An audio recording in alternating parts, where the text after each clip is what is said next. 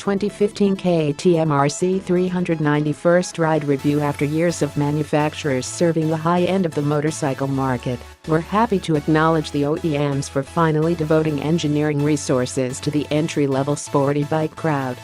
Honda CBR 250R upped the class ante a few years ago, forcing Kawasaki to upgrade its Ninja 250 into a Ninja 300, which then begat the CBR 300R and its CB300F naked standard stablemate. Then came KTM's RC 390 Sportback, which is on its way to hitting American shores.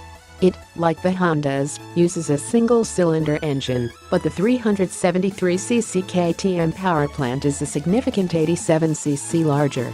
Also like the Hondas, KTM's RC 390 has a native version, the 390 Duke. The 390 Duke has been previously available in other markets, but it wasn't until last week that we were able to throw a leg over the playful and peppy roadster when we joined KTM in Thailand for its Duke event. After a couple of days of sea time, including a few racetrack sessions, I believe the little Duke, along with its RC 390 brother, has the potential to be a healthy shot in the arm of the junior-level Sportback class.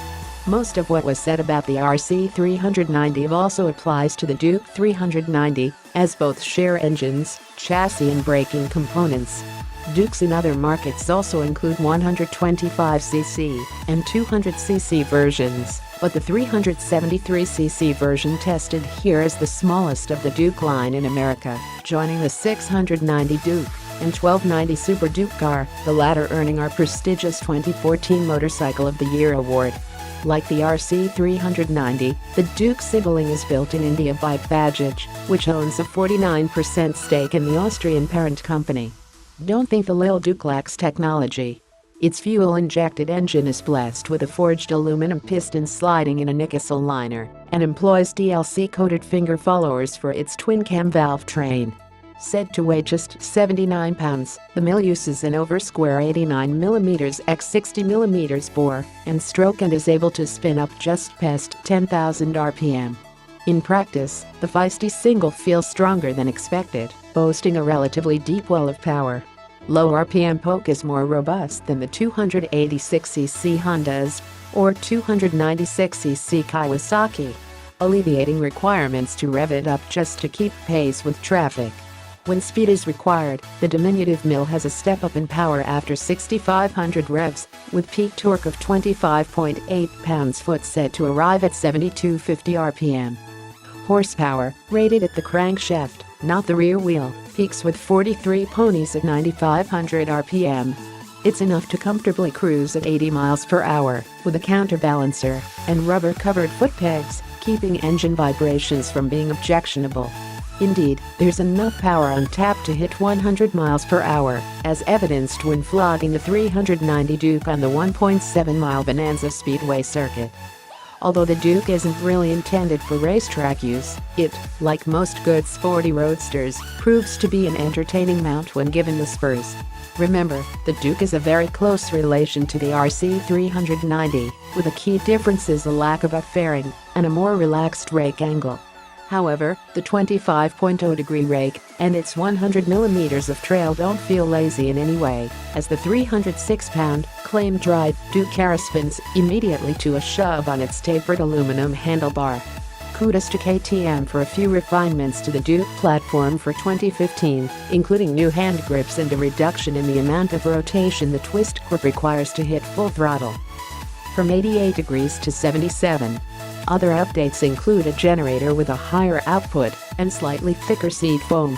Also new for the 390 Duke is a slipper clutch added to its light shifting 6-speed transmission, although it wasn't on the bike I rode in Thailand. This is another nice refinement from the Matayafin men, and an upgrade lesser OEMs would neglect until a more significant model update was made. The Duke's racetrack limits are set mostly by foot peg clearance, scraping pavement earlier than the RC 390's higher footrests.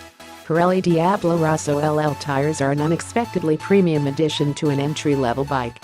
Also fairly premium is the Duke's brake package, which consists of a 4-piston radial mount caliper biting on a 300mm rotor up front. The calipers are engineered by Brembo and are manufactured in India by Biber. A 2-channel ABS system from Bosch is standard equipment, as are braided steel brake lines. While the binders aren't up to the standard set by Brembo's latest high-end units, the binder combo is about as good as it gets at this price. ABS intervention occurs only at a fairly high threshold, and the system can be switched off if desired. WP Suspension, a KTM subsidiary, provides the stout 43mm fork and preload adjustable monoshock. There's a generous 5.9 inches of travel at either end to soak up bumps found in first through third worlds. It's a nice compromise of compliance and control at a budget price. If you haven't noticed by now, I've become a big fan of this little KTM. It's difficult to imagine a better sporty bike for a beginning rider. Its cool factor is higher than anything else in its class, and its sporting potential offers considerable headroom for rider development. Complaints are few and relatively minor. Its front brake lever isn't adjustable for reach, but should be to fit hands of various sizes. Its suspension might be overwhelmed by plus-size Americans. Its clutch pull is a little heavy, but I'd say it's a good trade-off for the ability to pull second-gear clutch wheelies. The 390 Duke is the bike I wish was available when I was shopping for my first street bike. It looks trick, it's versatile, and it's fun to ride on street or track. At less than $5K, it's as fine a moto value as there is. I'd love it, even if it didn't have a terrific name.